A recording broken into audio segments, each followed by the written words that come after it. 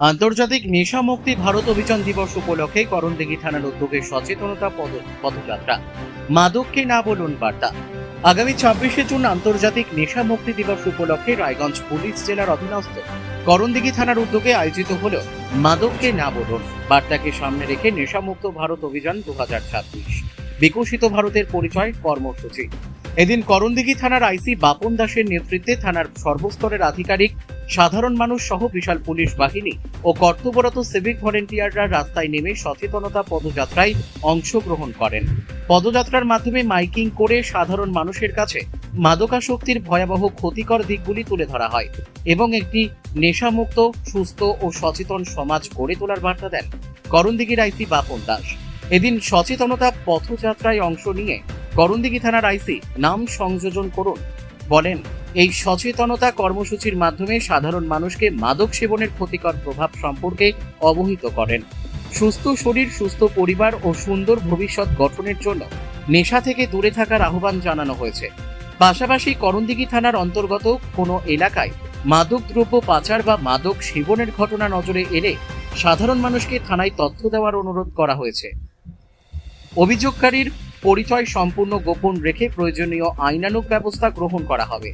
অন্যদিকে পিছলা নেশা মুক্তি কেন্দ্রের সদস্য গোপাল কর্মকার এই কর্মসূচিতে অংশগ্রহণ করে জানান, বর্তমানে যুব সমাজের একাংশ ভয়াবহভাবে নেশার প্রতি আসক্ত হয়ে পড়ছে। এর ফলে পারিবারিক অশান্তি বৃদ্ধি পাচ্ছে এবং অনেক ক্ষেত্রে চুরি সহ বিভিন্ন অপরাধমূলক কর্মকাণ্ড বৃদ্ধি পাচ্ছে। তিনি বলেন, একটি সাধারণ পরিবারের পক্ষে নেশার পেছনে প্রয়োজনীয় অর্থ জোগাড় করা কঠিন হয়ে দাঁড়ায়, ফলে সামাজিক অবক্ষয়ও বৃদ্ধি পাচ্ছে। তাই এখন থেকেই সচেতন হওয়া জরুরি। এই সচেতনতা পথযাত্রা করণদিঘি থানা থেকে পিছলা হয়ে করণদিঘি হাই স্কুল মাঠ দিয়ে করণদিঘি থানার সামনে হয়ে বাস স্ট্যান্ড চত্বরে গিয়ে শেষ হয়।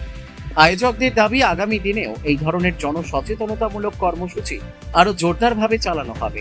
আজকের এই কর্মসূচি আমাদের বিশেষত 26 জুন 26শে জুন যে international day against drug abuse and illicit trafficking, অর্থাৎ ড্রাগের ব্যবহার করলে আমাদের কি কি ক্ষয়ক্ষতি হয়, যেটা আপনারা এতক্ষণ পর্যন্ত আমাদের যে র্যালি চললো সেই র্যালি চলাকালীন আপনাদেরকে বলা হয়েছে যে ড্রাগের অ্যাবিউজ কি কি হতে পারে। ড্রাগ ব্যবহার করলে সামাজিক ক্ষতির সঙ্গে সঙ্গে পারিবারিক, সাংসারিক এবং নিজের দেহের যে সমস্ত ক্ষতি হয় সে সম্পর্কে আপনাদের অবগত করা হয়েছে এবং আপনাদের উদ্দেশ্যে এটা আমাদের অনুরোধ জানানো হয়েছে যে কোথাও যদি এইরকম ড্রাগ ট্রাফিকিং বা ড্রাগ অ্যাবিউজের কোনো ইনফরমেশন পান, অবশ্যই আপনারা করণদিঘি থানাকে জানাবেন এবং আপনাদের পরিচয় গোপন রেখে আমরা ড্রাগ মুক্ত, নেশা মুক্ত একটি সুস্থ সমাজ গড়ে তোলার জন্য বদ্ধপরিকর। প্রশাসন আপনাদের সঙ্গে সবসময় আছে এবং আশা করব আপনারাও প্রশাসনকে সমানভাবে সাহায্য করবেন। অনেক অনেক ধন্যবাদ, আপনারা আমাদের সঙ্গে অংশগ্রহণ করেছেন এবং আপনারা আমাদের সঙ্গে এই র্যালিতে, এই পদযাত্রায় অংশগ্রহণ করেছেন। ধন্যবাদ সকলকে। গোপাল কর্মকার। কি করেন আপনি? আমি পিছলা নেশা মুক্তি কেন্দ্রের একজন সদস্য। কি কর্মসূচি আজকে মাদক অপব্যবহার, মাদক পাচার নিয়ে একটি র্যালি ছিল, যেখানে আমরা অংশগ্রহণ করেছিলাম। কাদের উদ্যোগে এটা?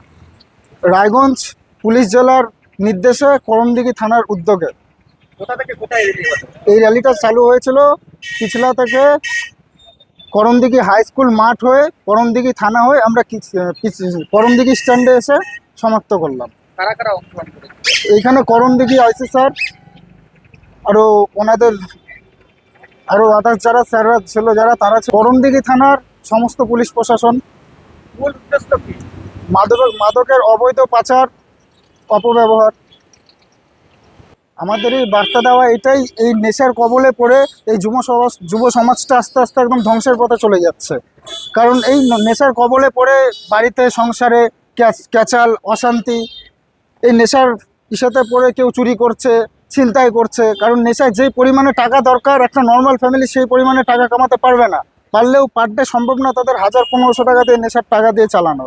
এই কারণে বাইরে চুরি করছে, বাড়িতে ভাঙচুর করছে। আস্তে আস্তে নিজেদের মানসিকতা খারাপ হচ্ছে। এই প্রবলেমটা শুধু যে করছে তার না, তার সাথে পুরো ফ্যামিলিটা জড়িত। আমাদের এই প্রোগ্রামটা করার একটাই উদ্দেশ্য, আমরা বাঁচতে চাই। নেশামুক্ত সমাজ আমরা চাই, আমরা নেশা না, নেশামুক্ত সমাজ চাই।